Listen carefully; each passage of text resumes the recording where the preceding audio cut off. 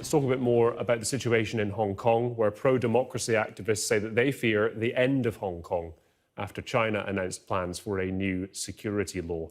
We can get a view from the region now with the former chairperson of the Democratic Party, Emily Lau. Ms Lau, thank you for taking the time to speak to us today. With these plans announced by the National People's Congress, how do you feel about Hong Kong's future? Well, it looks very bleak. China, when they signed the joint declaration with Britain in 1984, it promised that Hong Kong, after it's handed over to China in 1997, we can continue to have our free lifestyle, freedoms, personal safety, and the rule of law. But now this law that the Chinese government's going to make in Beijing, without consulting us, is going to spell an end to one country, two systems. So we will not be able to enjoy freedoms and the rule of law and personal safety. That's what we fear. So it will be one country, one system, and Hong Kong will become just another Chinese city. And that's terrible. I spoke to you during last year's protests on the streets of Hong Kong about that extradition bill, and every time there's been a perceived encroachment by the Chinese government, we have seen protests. Do you think this could lead to the worst we've seen for some time? Well, because we have still got the pandemic, so people are a bit worried. They don't want to get infected. And so, but I think after this pandemic dies down, we don't know when, I think more people will come out. The people will take to the streets again. There's so much hatred about this police brutality. More than 8,000 people have been arrested in the last year.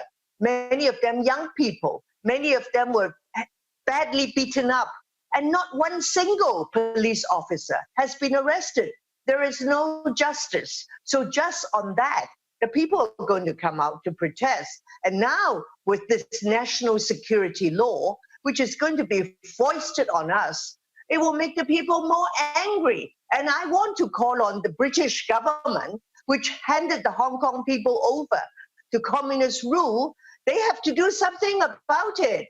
What's happening here is really terrible. What do you want the British government to do? Because there are certain, I mean, we spoke to the shadow foreign secretary just a few minutes ago, who thinks that the British government need to stand up and be more vocal. But past being vocal about it and calling out what they see as China's belligerence on Hong Kong, what can others, not just the British government, actually do to try to stop China doing this?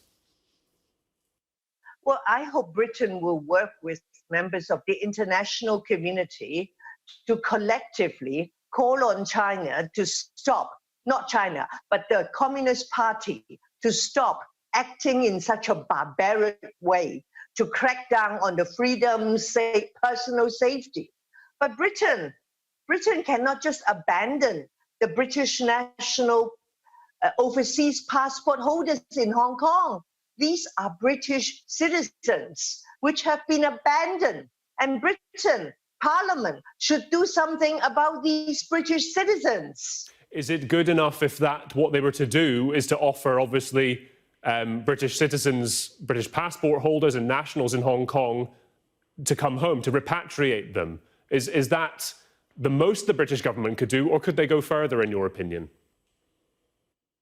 I think many of these holders of the BNO passport would like to be able to have the right of abode in Britain.